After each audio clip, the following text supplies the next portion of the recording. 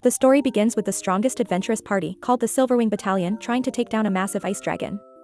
The battle begins as the dragon swings its tail across the field, but the adventurers dodge it and fight back by using their strongest attack spells, but they do no damage to the massive beast.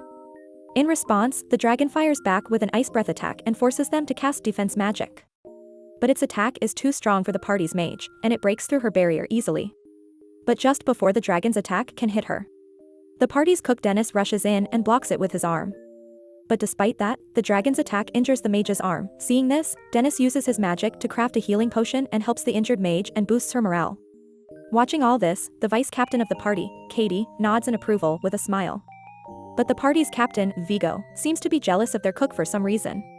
In frustration, Vigo summons a magical dagger and slashes through the dragon's eye, which makes the dragon go berserk, and it releases a bunch of dark lightning bolts to attack the adventurers.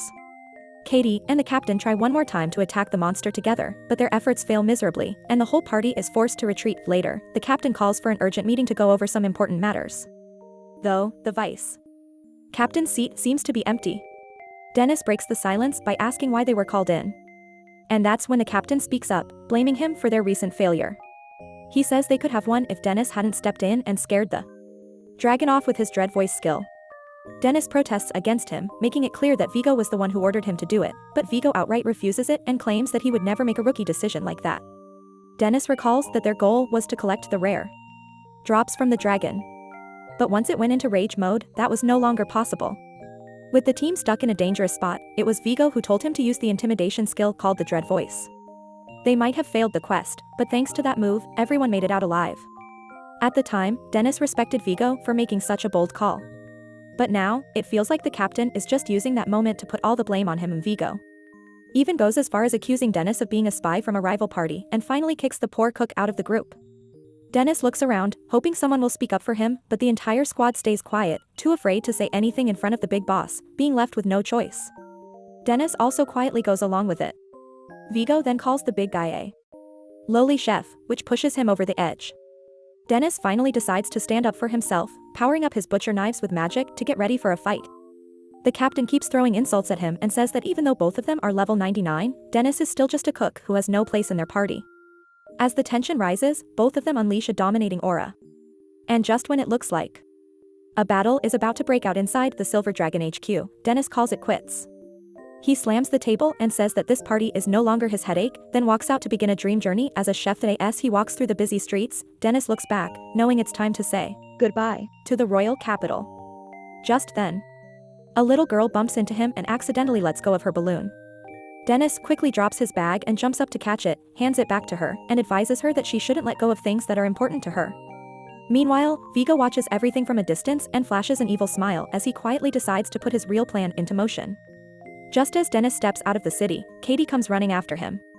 While Dennis keeps walking, she tries to stop him and asks who will take care of alchemy and make the medicine and food for them now that he's leaving. Dennis tells her that someone else with the same skills will take his place soon, so she should find her meals somewhere else. Katie follows after him and tries to convince him, saying that their party became the strongest in the world because of him, and most members still do not even know he has been supporting from the rear this whole time. She makes one last desperate attempt to stop him. And when that does not work, she asks him to cook at least one final dinner and maybe a few more meals. Dennis looks at her and asks if that is really all she can think about. Katie realizes that nothing she says will change his mind. So, she asks him what he plans to do now. And Dennis shares his dream to open a restaurant and thanks her for letting him join Silver Wing. He remembers how Vigo was jealous of how close Dennis was with Katie, and it always seemed like he was interested in her. Dennis says sorry for not being able to stay and tells her goodbye. As he leaves his adventuring life behind. The story continues, Dennis finally arrives in a small town where he plans to open his restaurant. He begins looking for supplies and walks into a shop where the owner Polvo tries to trick him into buying an overpriced fridge called an icebox. Just before Dennis makes the purchase, he remembers something from his favorite book, How to Open a Restaurant for Retired Adventurers. He quickly opens it to confirm that it is better to keep the starting costs low. Then he remembers that he can use ice magic and tells the shopkeeper he won't be needing the icebox after all. After leaving the shop, Dennis proudly holds up his book because he plans to follow it word for word. He buys an abandoned property at a very low price, treats the local suppliers with proper respect, and then purchases pots for his kitchen. Just when he thinks he has everything ready to begin, he notices a page in the book that suggests hiring a server instead of working alone. At that moment, he sees a crowd gathered around a slave merchant. The man is selling a slave, a girl who was once the daughter of a noble family, but her parents were defeated and exiled. The slave trader speaks highly of her in order to sell her for a high price. And the people in the crowd make all kinds of disturbing comments about her, which makes Dennis feel bad. But he tells himself that he can't help everyone. However, when the girl lifts her face and looks at him, Dennis suddenly sees a reflection of his past self in her eyes. People start placing their bids from around 300,000 going up to 800,000. Dennis suddenly goes overboard and makes the highest offer of 1 million, which leaves the entire crowd speechless. The slave trader becomes excited and is about to sell the girl to Dennis, but out of nowhere, Polvo steps in and offers 1.5 million. Unable to tolerate the creepy man, Dennis immediately raises his bid to 2 million. The bidding continues and crosses 4 million, and in the end, Dennis spends all his money to buy the girl, which leaves him with almost nothing for himself. After that, he takes her to get a change of clothes, and she looks very cute in her new outfit. That evening, the girl quietly follows Dennis. Even though he tells her to stay close, she still ends up getting lost. She gets pushed around, bumps into people again and gets scolded by them. No matter where she looks, all she sees are monsters standing in a cold and unfamiliar world. She stands still, clenching tightly onto her dress, and just then, Dennis finds her and tells her she made him worry by getting lost, bringing her back to his place. He even apologizes for walking too fast for her. The girl finally says a few words and asks him why he bought her. Dennis replies that it was because she reminded him of something from his past. He then makes sure she feels comfortable and asks for her name. At first, she tells him to just call her slave, but when he gently insists, she finally tells him her name is Atelier. Dennis politely introduces himself as well. And when she asks what she's supposed to do, he tells her she can use the second floor however she wants and that she's free to leave if she ever wishes to. While the girl looks at him in disbelief, her stomach growls loudly, so Dennis smiles and tells her to wait while he cooks something up. The chef works with great skill, neatly adding one ingredient after another, putting together a sparkling dish within seconds. The girl watches everything he does, and the moment she takes a spoonful of the food, her eyes light up with joy, and she quickly finishes the plate while shedding tears. Dennis understands that the girl must have gone through a lot, so he chooses not to ask anything about her past until she feels ready to open up to him. He smiles as he watches her enjoy the meal. But as he asks her how it tastes, she ends up stuffing herself too much and begins choking on the food, making some strange noises that leave Dennis concerned about what will happen if someone hears. The next morning, Atelier has already cleaned the entire place, making it shine. Dennis gives her a set of cooking clothes and starts having her taste the dishes he makes. He involves her in every little task and instead of trailing behind him at a distance, the girl now begins walking side by side with him. Once the preparations are done, Dennis raises his voice with energy and even makes her bump fists with him. He decides to name the place Adventurer's Restaurant and begins explaining Atlier's new duties. He tells her that she is now their poster girl and Atelier even starts pretending that she would act like a waitress. Watching her get so motivated makes Dennis feel proud and genuinely happy, and he takes one last look around to check that everything is in order. After confirming that they are finally ready to open, he shouts loudly asking for his first customer to show up soon.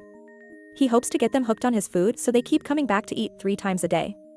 And most importantly, he hopes they actually pay him since he is now completely broke. Just then, the restaurant door slides open and an adventurer walks in dressed in some retro-style armor.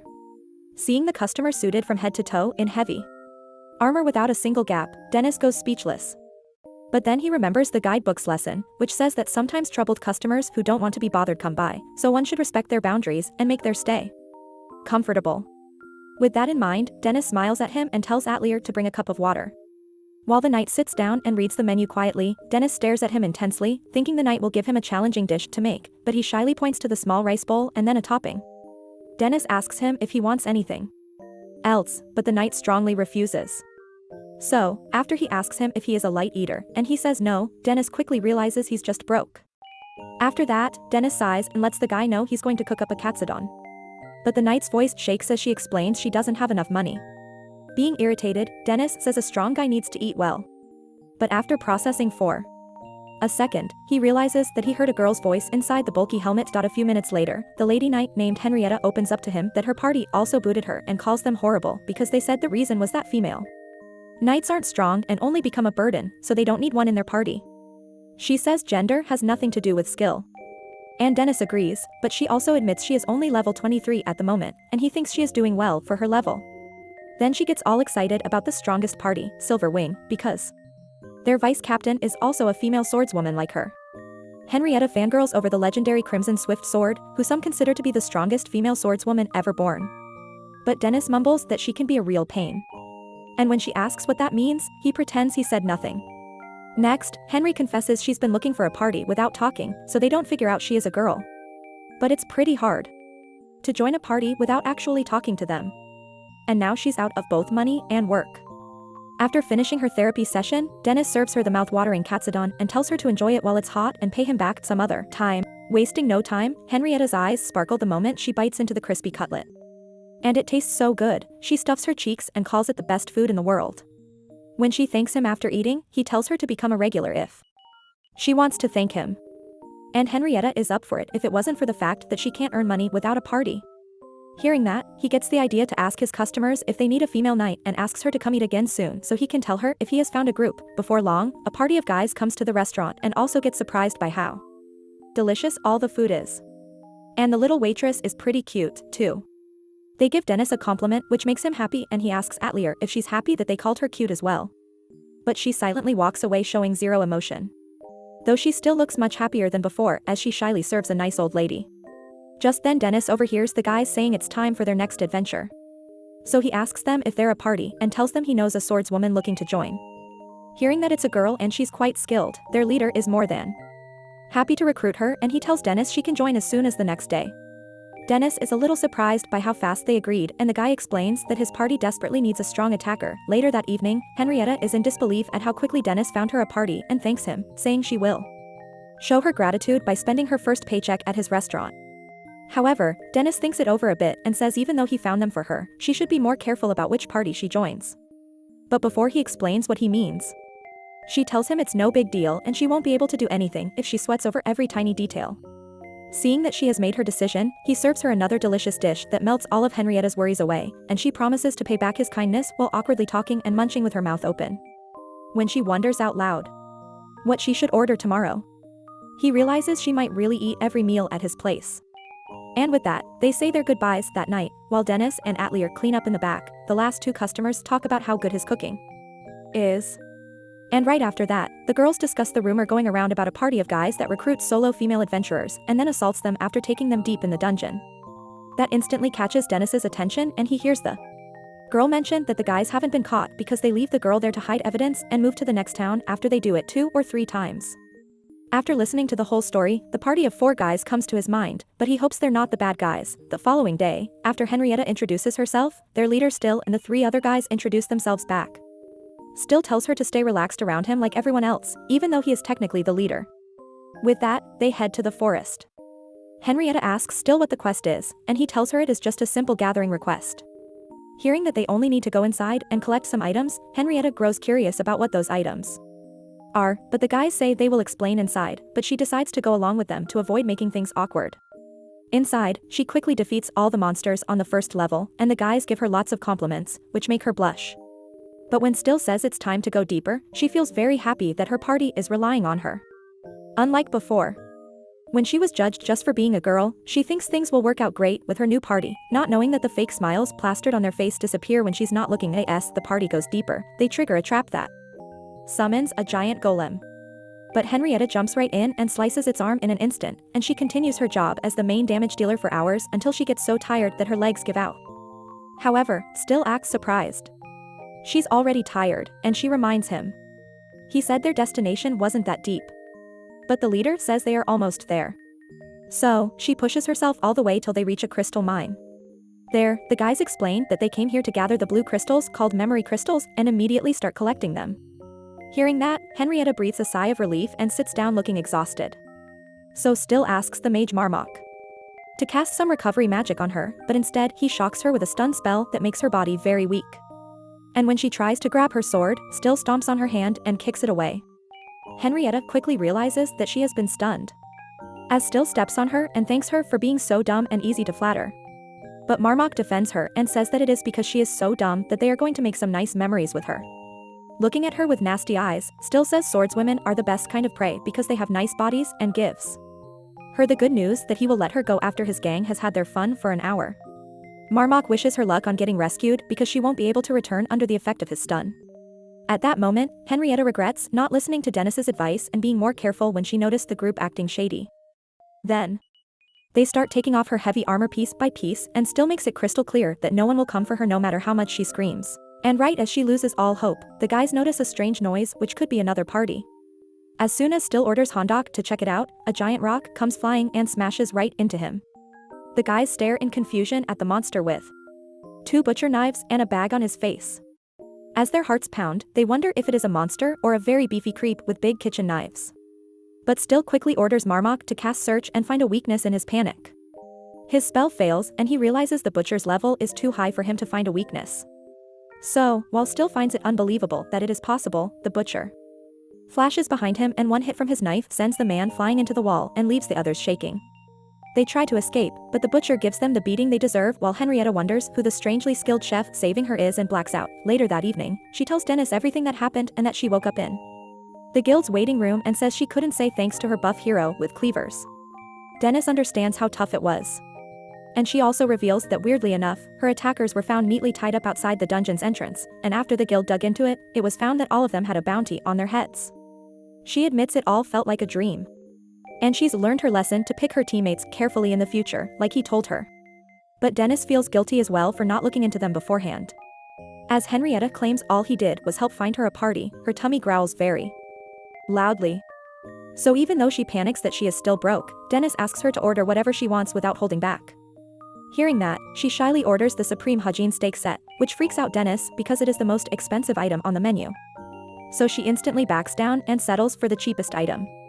However, Dennis says she can't take her order back and tells Atelier to take the rest of the day off and join her for dinner. Just then, the regulars drop in as well and order Paul McGrattan. After a few moments of cooking with precision, Dennis serves the Supreme Hajin steak set that makes Henrietta and Atelier smile in pure happiness. Right then, the girls ask him why he was closed the last 2 days, because it's bad for new businesses, like his restaurant. And he explains he had some important business. Curious, Henrietta notices that he looks a lot like her hero from behind. But before she can ask him, another customer comes in. The next morning, Henrietta keeps talking non-stop and when she finally asks Dennis something, he replies that he did not think she was even speaking to him. After that, he smoothly changes the subject and asks what she wants to eat. She goes with sorcery ramen and the chef quickly gets to work. While preparing the meal, he admits he was actually listening the whole time and then brings the conversation back to her question, asking why she wants to hide her gender. When Henrietta has no answer, Dennis tells her to go with whatever feels right to her and then presents the steaming bowl of sorcery ramen she ordered. Henrietta quietly takes his advice to heart and gets up from her seat. She asks to borrow the back room for a moment and quickly removes all her armor inside.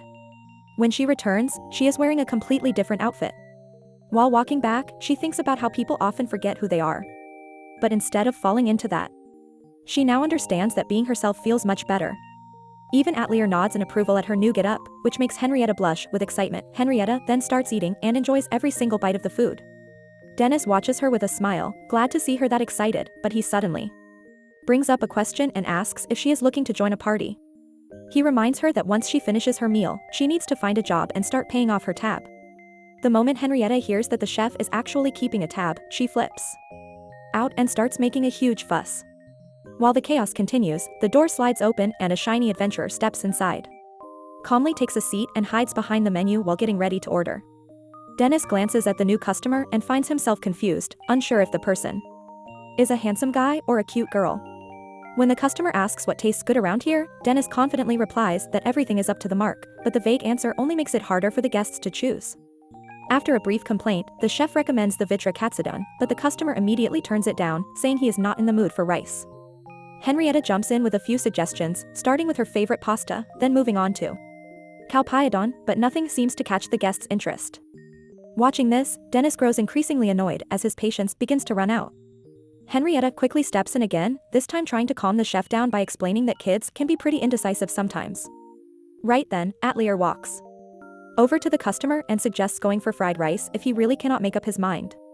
The blue-haired guest takes the suggestion and places an order for fried rice, which makes Dennis smile as he gets back to the kitchen. He prepares the dish with his usual finesse, cooking it perfectly and topping it off with a few shrimps. The moment the customer tastes the first spoonful, he stops in awe, completely melting under the rich, delicious flavor. As the boy continues to eat, Dennis brings up what he noticed earlier and points out how the customer had entered while sighing and looking like he needed someone to talk to. The boy replies that it is nothing in particular, and Dennis tells him that it is fine if he doesn't feel like sharing. Still, the boy decides to open up and says that the real problem is with how low the level of people around him is. His words leave everyone, including Dennis, stunned as the boy gives off the vibe of someone who enjoys praising himself. The new kid then asks Dennis if he wants to hear what exactly he meant. And even though Dennis refuses, the boy starts talking anyway. He explains that the people around him have a weak mindset and only focus on being praised rather than pushing themselves to grow into a truly top-tier party. Dennis looks at Henrietta and tells her to have some shame, while Henrietta frowns and complains that the chef gets way too rude sometimes. Before they can continue, the new boy slams his hands on the table and stands up, clearly wanting everyone to hear him as he yells that he cannot stand those unmotivated adventurers and finds that kind of attitude unforgivable.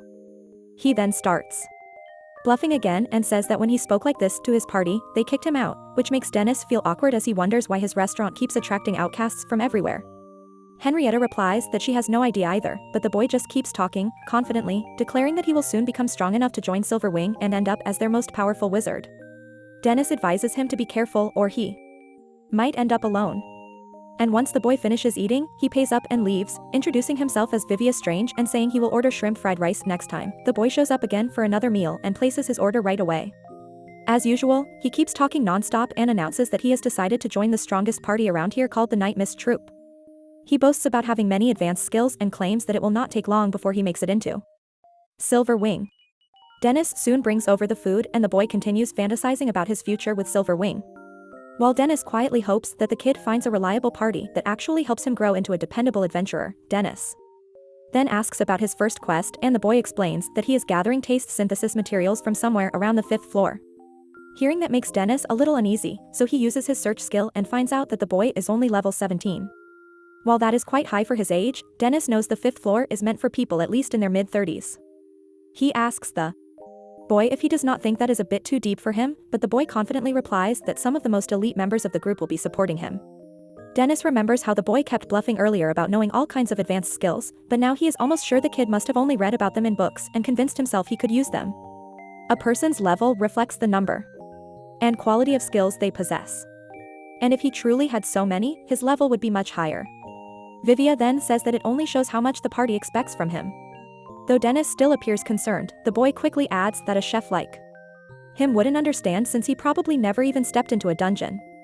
So, Mr. Chef just plays along even though the last time he went in it was down to the 37th floor. Before leaving, the boy says he will return next time for crab fried rice, while later, Atelier and Dennis head out for some shopping, with the adorable little girl carefully counting eggs and meat to make sure they do not forget anything while she stays focused on the groceries. Dennis appears lost in thought and worries about Vivia, who must have reached the 5th floor by now. He wonders if it was a mistake to let the boy go and whether he should have stopped him no matter what, but eventually shakes off the thought. Atelier tugs at his clothes and says she hopes Vivia is safe. Just then, 2 adventurers walk past them, chatting about Vivia's fate and how their captain, Hopper, had deliberately sent the boy to the 5th floor just to see if he would survive.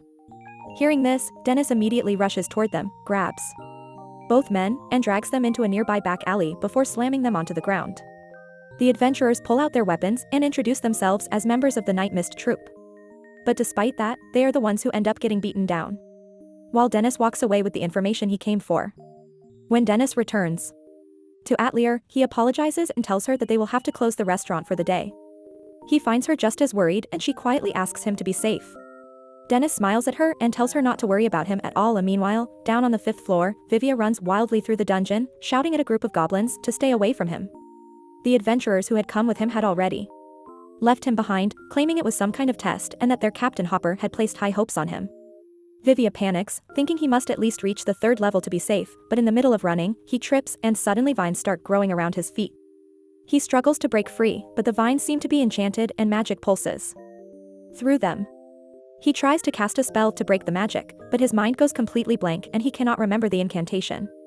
He starts freaking out and worries that the goblins will shred him apart once they catch up. Just before they reach him, a girl shows up and saves him, cutting the vines and casting the right spell. As she pulls him to safety, Vivia looks up at her and thanks her, impressed that she knows how to use spell-breaking magic. The girl calmly tells him this isn't the time to relax and they need to find a way out. When Vivia asks if she got lost too, she explains that her party left her behind after she fell into the same trap and no one ever came to help. Then she tells him that they should wait together in case someone comes to rescue him. But Vivia quietly admits that no one is coming for him either. As they sit and talk, the two slowly realize how alike they really are. Just then, the goblins get near and Vivia immediately tries to act like a hero, sharing his plan to serve as a decoy so Cynthia can have time to escape. Although she protests and urges him to wait for help, he insists that he owes her his life and runs off before she can stop him. As he faces the goblins, he shouts that he wants her to be the one who lives on and then throws himself in front of the monsters. He forces himself to stay calm, hoping Cynthia is getting away safely, and casts a defensive spell called Palm to hold the goblins back. The spell works for a moment, but the creatures eventually break through and charge toward him. Right at that moment, Dennis appears wearing a budget mask and uses one of his skills to trap the goblins inside a cooking pot. Vivia screams in shock, pointing at him and calling him a monster while repeatedly casting his palm spell out of pure panic. Dennis scolds him and it finally hits Vivia that the masked man is Dennis. Dennis rips off the mask and asks what the point of wearing it even was before smacking Vivia on the head for pulling off a suicide stunt right in front of the goblins. As Dennis begins dragging him along, Vivia quietly mentions that there is someone else with him. He worries that Cynthia might have already run off, but Dennis says he did not see anyone on his way here. The boy points toward a nearby hollow, saying she might still be there. But when they look inside, all they find are skeletal remains of someone who had likely died a long time ago. Later at the guild, they learned that the girl was Cynthia Dredd, an adventurer who got separated from her party 13 years ago on the 5th floor, and no one had heard from her since. The two of them gather her remains and bury her in a grave. Dennis says he has heard myths about fallen adventurers whose spirits sometimes appear to protect the living, and Vivia breaks down crying. He thanks her for saving him and promises that he will keep visiting her grave and one day become the #1 wizard who protects girls like her. On their way back to the restaurant, Dennis lightly smacks the boy on the back, telling him to cheer up so Cynthia can rest in peace. But Vivia just sighs and says he should at least be allowed to feel a little sad for a while. The following day, at the Night Mist Troops HQ, a man calls over a girl named Bull and scolds her for taking too long with her reports. She keeps apologizing, while he bullies her without pause, and she tries to explain that the numbers do not match. But he hits her with the paper stack and tells her to keep working until they do. After that, she stays up all night and finally figures out the mistake. It turns out the mismatched numbers were caused by her senior's sloppy work while reminding herself she has to get up early tomorrow. Her stomach growls loudly. She becomes sad on realizing she had no lunch or dinner and now all the restaurants are closed. Just then she remembers a new place that opened recently. But by the time she reaches it, she sees Atelier outside getting ready to close and loses all hope. However, Atelier notices her and brings her inside to request Dennis to serve one last customer before shutting down. Hearing her speak up for someone, Vivia is surprised. Henrietta says it could not hurt, so Dennis welcomes the girl and asks her to choose a dish. After taking a seat, Bull orders the daily special. While Dennis prepares it, she quietly watches Henrietta and Vivia chatting at the counter. Seeing them have fun together, she starts to envy the nice mood because her life is only work all day. She has no friends, and she never gets real time off, so she thinks about starting her social life in the restaurant. A few minutes later, Dennis serves her food and Bull blankly stares at the plate because it looks incredible. He tells her to eat before it gets cold, so she dips it in sauce and takes her first bite. Her eyes sparkle and she says she has never tasted anything like it in her life. Hearing that, Henrietta smiles and says everything Dennis makes is delicious. She starts listing the best dishes she has tried and Vivia is surprised by how many she knows. So Henrietta proudly says she is the restaurant's first customer. Dennis makes the correction that she is also the first moocher who got too comfortable just because he lets her pay later. He tells her to get a job already and she fires back that Vivia does not have one either. Watching them argue makes Bull laugh out of nowhere and Dennis says sorry for the disturbance. But just then, everyone freezes as Bull suddenly starts crying. In her mind, she thinks it is amazing that a place like this with kind people and amazing food exists. Yet all she gets is insults and long nights. And every morning she wakes up wishing she could just put an end to it all. Just then she remembers her childhood when she amazed her family with her magic skills. So they saved up for years for her to leave the village and become a wizard they could be proud of. Back then the headmaster at her school was so impressed she even offered Bull a job there. But Bull wanted to earn real money from adventuring to send back home. So she joined the strongest guild in town. Back in the present, Henrietta notices Bull leaving and wonders if she is all right. Vivia says she works for the Night Mist Troop, the same guild that sent him on the impossible mission. He says he only saw her once, but her treatment there was very concerning. Hearing that, Henrietta asks Dennis if he can do something about it, and Vivia agrees. But Dennis says he is just a cook. His job is to feed people, and this is a problem the girl has to face herself. The next morning, Bull snoozes her alarm at 3 o'clock and curls up in bed. She did not sleep all night, and now she can barely move. As she worries about being late, she dozes off again. 2 hours pass, so she gets ready quickly. She rushes downstairs and apologizes to her team as a man scolds her for being shameless. Enough to make her seniors wait. With that, they leave for the dungeon. There, the man gets knocked down by a wolf monster. But just before it slashes his face, Bull casts wind magic and blasts it away. However, instead of thanking her, he shoves her and stares menacingly. Later that evening, his words echo in her mind because he twisted the story, saying she tried to embarrass him and steal credit for the kill. And when she tried to explain, they forced her to apologize and called her unworthy of the party. Meanwhile, Henrietta and Vivia are walking nearby, chatting about food and jobs. Vivia suddenly notices Bull walking alone with a strange look on her face. So, the two follow her quietly to a tower where Vivia realizes she is serious about jumping. At that moment, Bull thinks life is no longer worth living and one step will bring it to an end. Right after she jumps off, Henrietta sprints forward and manages to grab her mid-fall. Vivia casts palm below to soften the landing. At the same time, Dennis is deep in thought when Atelier walks past with no clothes on. She casually asks if they are out of towels.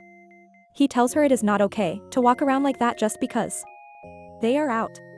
He rushes inside to find one. Just then, Henrietta walks in with Bull on her back. Vivia is disturbed. He asks why Atelier has no clothes on and wonders if it is some shameless business tactic. He yells at her to get dressed, but she insists she will not wear anything until she dries off properly. Hearing Henrietta call him again, Dennis turns to scold her, but he stops when he sees Bull passed out on her shoulder. Later, Dennis says it was bound to happen because she is the kind of honest person who keeps piling up work until her heart gives out. And Vivia quickly jokes that Henrietta will not be having that problem anytime soon. Dennis finds it a little disturbing how well they are getting along. As Atelier keeps watch over the girl, Vivia asks how they can solve her problem. So Dennis decides to talk with the Night Mist troupe about it. A few hours later, the captain of Night Mist comes over and apologizes to Dennis for the trouble Bull caused, but Dennis says he should also say sorry for beating up 2 of his guys. The man introduces himself as Hopper, captain of the Night Mist party, and Dennis just tells him he runs a restaurant. From there, Hopper quickly shifts to business and Dennis learns the man is far stronger than normal adventurers at level 51, as expected from the top party in town. When Hopper brings up Bull, Dennis explains she is resting in bed and clearly in no shape to be working. He asks nicely if they will let her go and allow her to rest, but Hopper refuses and says they have full custody of her. His lackey throws a contract on the table and after Dennis reads it, he gets angry and calls it awful because they dumped too much work on one person. Hopper replies that this is just how they operate, but Dennis argues that adventurers should be free to leave a party. Hopper tells him to mind his own business, which fires Dennis up so much that he starts yelling at them for sucking Bull dry. Like slave masters. The accusation angers Hopper so much that he crushes a mug with his bare hands, making Vivia and Henrietta terrified. After that, the captain says their party is the strongest in town, so they are the law here. He demands that Dennis hand over Bull right now and says this is the last time he will ask nicely. And meanwhile, upstairs, Bull is curled up in bed, wishing she had never been saved. Suddenly, Atelier speaks up and tells her she is free to die if that is her choice, and says she once thought of choosing death, too. When everything precious to her was taken and she was sold as a slave. She was consumed by darkness and gave up hope. But after that something good happened to her and changed her life. In the end tells Bull to eat some delicious food first and if she still feels the same after that then maybe death is the only path left for her. But she says she would be happier if Bull chooses to keep living. Back downstairs, Dennis asks if Hopper thinks he is some kind of king or big deal. The man just smiles and says the strongest party in a dungeon town basically owns it because no one else can take them down. He even brings up Silver Wing as an example. But Dennis argues that Silver Wing is nothing like their scummy crew. Hopper insists the only difference is that Silver Wing controls nobles and royals while they control a small town. Then he calls Dennis's restaurant a shabby place that would burn down easily. And when Dennis asks if that is a threat, Hopper just laughs. And says no one would care if a worthless little restaurant burned down. In frustration, Dennis looks ready to punch the man. But just then, a customer walks in. With a bright smile, Katie says his restaurant looks great and has a cozy feel, just the way he likes. Dennis apologizes and tells her he is busy with something serious, but that ticks her off. She says she came all this way just to see him and asks if he is not even going to make her dinner. At that moment, Hopper's jaw drops when he spots the crimson hair and silver wing symbol on her coat. He blurts out her nickname, but Katie is offended at the old man casually throwing around her title like that. Then she turns back to Dennis and keeps asking for dinner, but he tells her to wait at the counter until his talk is finished, making her pout. Dennis turns back to Hopper to say again that he does not want to fight and asks if there is any way to let Bull leave the troop peacefully. Before Hopper can answer, Katie yells that she wants to take the cute blue-haired girl, but Dennis corrects her that he is a boy. In his confusion, Vivia asks if she is Silverwing's vice captain and how she knows Dennis. Katie is surprised that he never told them. And before Dennis can stop her, she casually announces that he used to be part of Silverwing and was her best partner. Hearing that, everyone in the room is stunned and Hopper starts shaking as he realizes he nearly made enemies with the wrong guy. When his lackey asks what to do, Hopper quickly says to burn the contract, says Bull is free to leave the party, and then rushes out of the place, wishing her a quick recovery. After they leave, Katie says she didn't like their attitude one bit, especially since they messed with her Dennis, but Dennis reminds her he does not belong to her. Katie suggests that she could get the trash kicked out of the kingdom. And while Dennis is thankful, he also warns her not to get carried away just because she has power. That annoys her a little, but his kind heart is also what she likes most about him. While Henrietta and Vivia quietly stare, Dennis asks Katie what she wants to eat.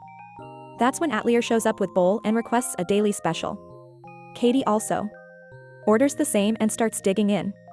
As Bull sits and silently watches her, Dennis tells her to eat before it gets cold. And after the first bite, she scarfs it down fast so adorably that it makes everyone at the table smile. The next day at the Silverwing HQ, Katie walks in and hears the others talking about how the captain has been in a bad mood lately since the party has been struggling with new quests. Just then, she bumps into Vigo, who clearly looks annoyed. Suddenly, he tells the two nearby members to leave and quickly asks Katie what business she had meeting Dennis, which he heard from a little bird. Katie jokes that his little birdie is pretty fast and then says she only went to eat Dennis's food after a long time. But in reality, after enjoying the daily special, Katie invited Dennis to return to Silverwing because the team is falling apart. Without him, he made it clear he has no plans of coming back. Even when she told him that things have been rough for Vigo and the others without his support, Dennis explained that he loves his new life and even though most of his regulars are weirdos, he enjoys the stress-free life. When Katie asked if her begging would change anything, he reminded her that he was a chef from the very start, not an adventurer. Feeling sad about his answer, Katie tries to convince Vigo to invite Dennis, but the captain flat out refuses and tells her to just forget about it. She argues that everything was going so well when he was on the team, so why not ask him back? But Vigo ends the conversation by walking away. Meanwhile, things are getting busier than ever at the restaurant, and Henrietta says it makes sense since Dennis cooks good food and everyone loves good food. At that moment, Vivia looks surprised to see Bull there and Bull thanks her for dropping by. She reveals she is living at the restaurant now. So, Henrietta tells her to take it easy and not overdo things. But Bull says staying still makes her anxious. Plus, she has a cute senior helping her out. Right then, Dennis arrives with their food and the two light up like always when they see what he made. Henrietta takes a bite of the crispy shrimp and says that this is exactly why more people are becoming regulars like her. But Dennis reminds her she is more of a freeloader than a regular. Hearing that both Vivia and Bull are shocked she still has not paid him back. But Henrietta insists she has been trying to find a job and things are just rough right now. Dennis gives her a cold stare and she finally apologizes for making lazy excuses. Just then more customers walk in and Vivia asks Dennis if he can manage all of them. He explains that Atelier has been helping a lot and Vivia also notices she seems to be having fun lately. So maybe something good happened to her. Right after that, a bowl slips from Dennis's hand, and he asks Vivia if he can visit on his next day off because he wants to talk about something. Henrietta quickly offers to help out as well, but Dennis shoots her down right away, which only makes her even more curious about what they are going to talk about. Later that night, Henrietta feels uneasy knowing she has to take a shower in a public bath because she is still broke. When she remembers Dennis calling her a freeloader, she starts to believe he might actually kick her out of the restaurant if she keeps this up. So, she decides to do something before it is too late. Meanwhile, on Vivia's next day off, Dennis finally sits him down and confesses that Atelier has a boyfriend now. And Vivia is shocked that this is what Dennis wanted to talk about. Dennis explains that he has been giving her some allowance lately, but now she keeps wandering off on her own. He says he was worried sick about where she went until he saw her walking around with some guy. Vivia thinks it is good that she is making friends, but Dennis slams the table and says it is way worse if they are more than friends. When Vivia asks why he does not just ask her directly, Dennis gets flustered and says it would sound creepy. In frustration, he says the guy should have at least brought him a box of cookies if he is serious about her. And then he declares he will not let her go out with any weakling below level 80. Suddenly Atelier appears behind him and tugs his shirt asking what he is talking about, which makes Dennis freak out. Vivia quickly covers for him by saying he came to learn how to cook, and Dennis gives him a thumbs up for the quick save. Right then Atelier says she wants to learn cooking too, which makes Dennis happy, and he tells her to wash her hands before they start. Later he shows her how chopping onions the right way changes the taste. And when she says her eyes hurt, he panics and quickly tells her a trick to deal with it. But when Vivia says his eyes hurt too, Dennis just wishes him good luck. After that, he compliments Atelier when she gets the onion cuts right. But when Vivia does a good job too, Dennis barely reacts at all. While watching Atelier try her best, Dennis recalls his own childhood when he once asked his master if he was doing good. She told him he cheated by using a skill. So he asked how she knew, and she replied that she always knows what he is up to.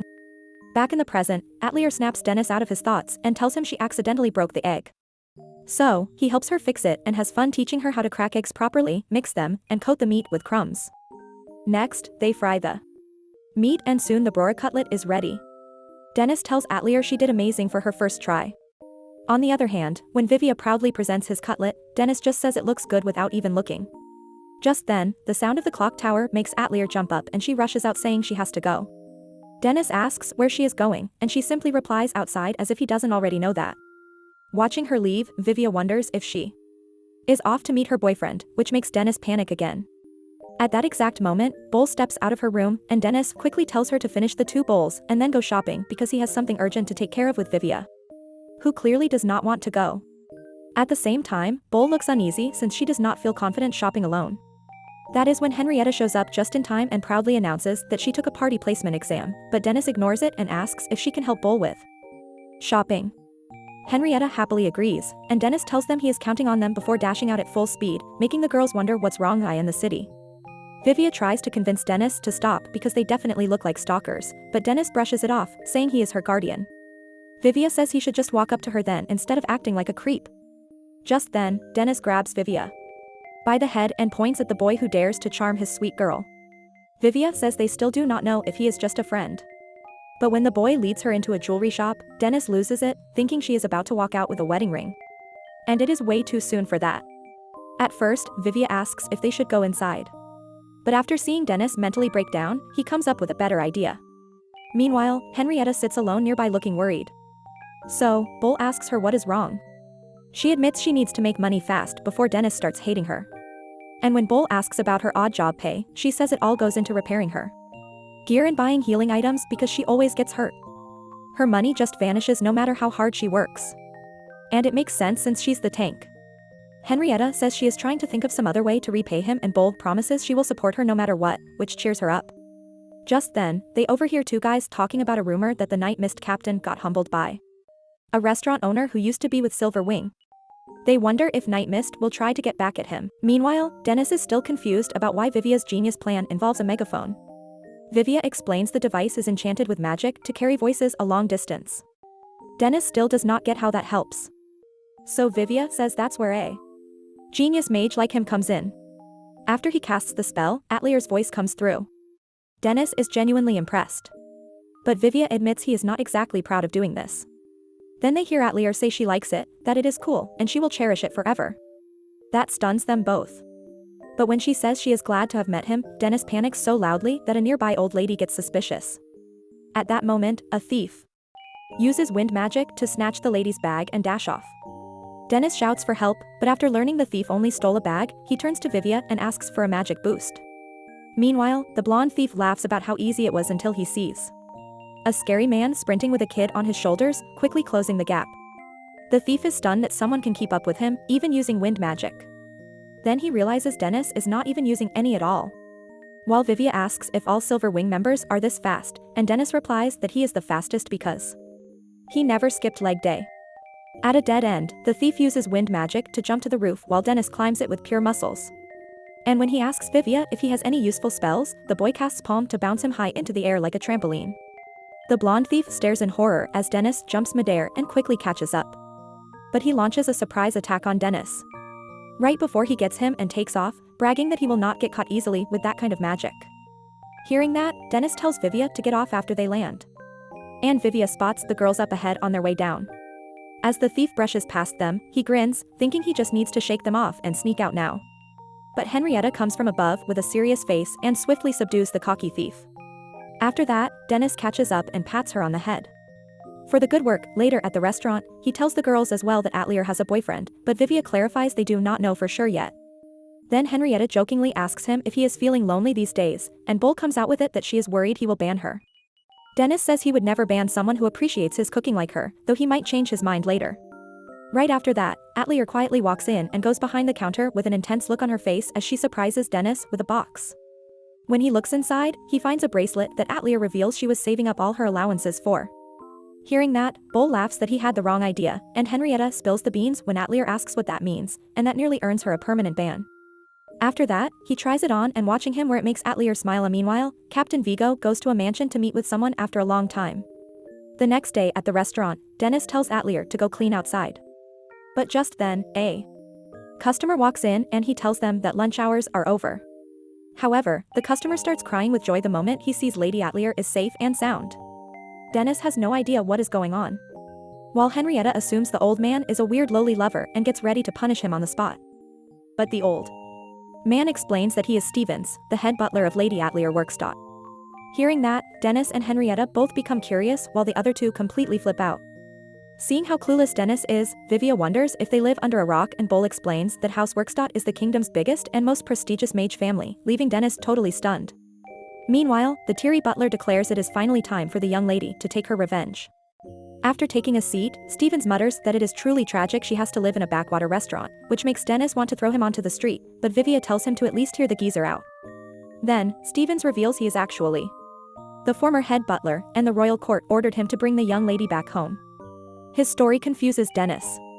So Stevens goes on to say that Atlier's late father's brother kicked her out of the family on the claim that she was an illegitimate child. However, now that they have found her father's will, which clearly states that Atelier is the true heir and will inherit all his power and fortune, the royal court gave her the chance to hear out her case. And that is why Stevens begs her to return, stop her Uncle Joseph's cruelty, and take her rightful place as the heir of House Workstot, but the entire room goes quiet when Atelier instantly refuses to go. Dennis asks her what is wrong, and she says she does not want to return to that life as the painful memories from her past repeat in her mind. While she hugs Dennis even tighter, Stevens tries to talk her out of working in a restaurant meant for peasants, which makes Dennis furious for a second.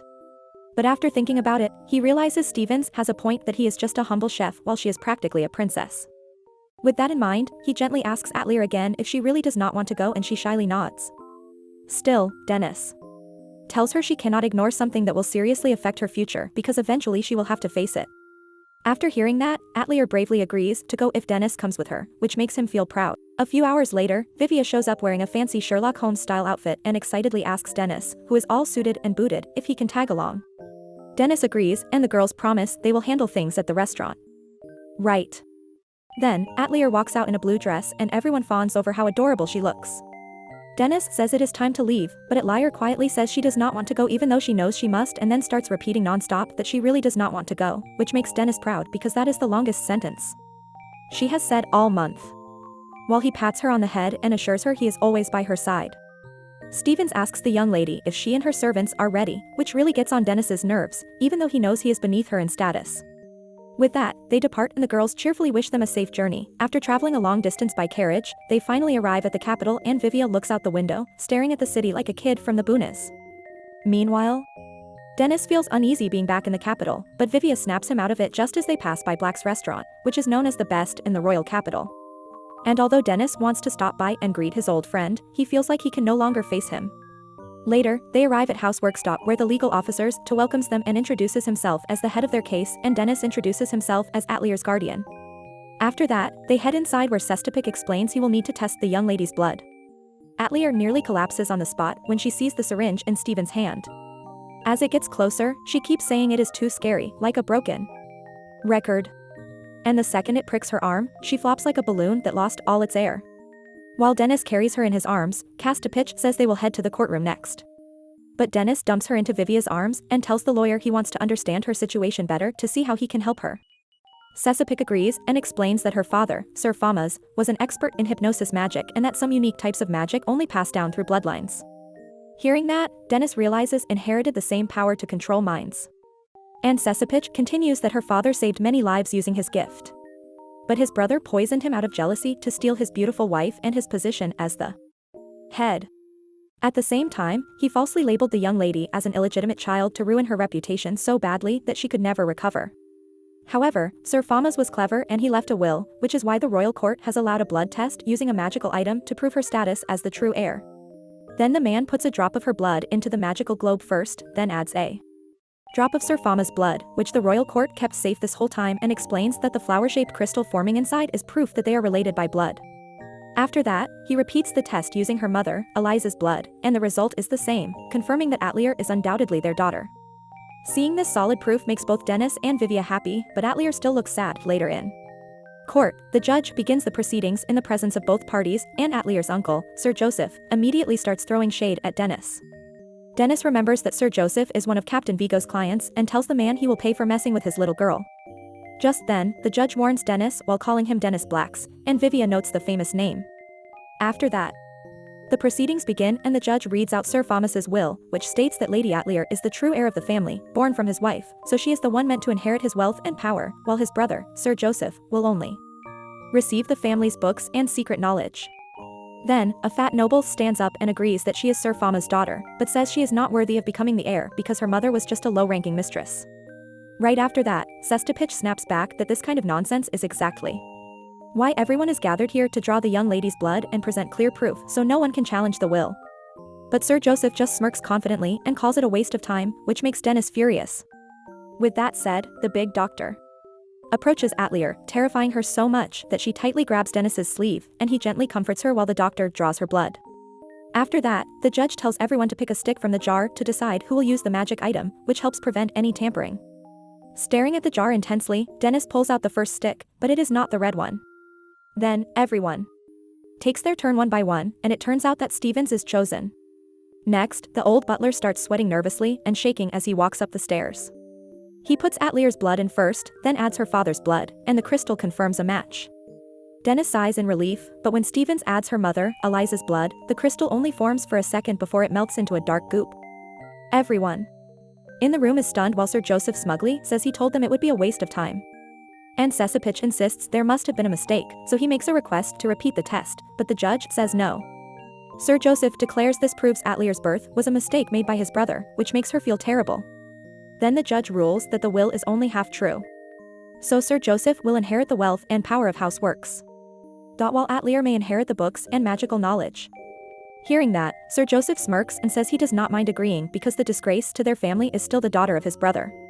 At that moment, Dennis notices that Stevens has been secretly holding a cloth over a wound and slams the table before grabbing him by the collar, revealing that the old man used his own blood to fake the test. The butler chokes as he confesses that Lord Joseph promised to make him head butler again if he did the dirty work. So Dennis punishes him with fire magic and drops him. Seeing that, the judge tells him to stop disrespecting the law. But Dennis yells that the real ones showing disrespect are the filthy criminals who rigged the lottery, faked the blood test, and had the nerve to torture an innocent girl after everything she has already been through. As the guards storm in, Dennis gets fired up and declares he will turn the fools who hurt Atelier into ashes. That scares even the guards. But when they attack on Sir Joseph's orders, Dennis offers to show them what hell looks like. However, Vivia tries to stop him by asking who will take care of Atelier if he becomes an enemy of the whole kingdom. Hearing that, he instantly calms down and looks over at her frightened face. After the hearing ends, Sestapich tells Dennis that the case was dismissed and Dennis regrets the mistake of bringing Atelier along in the first place.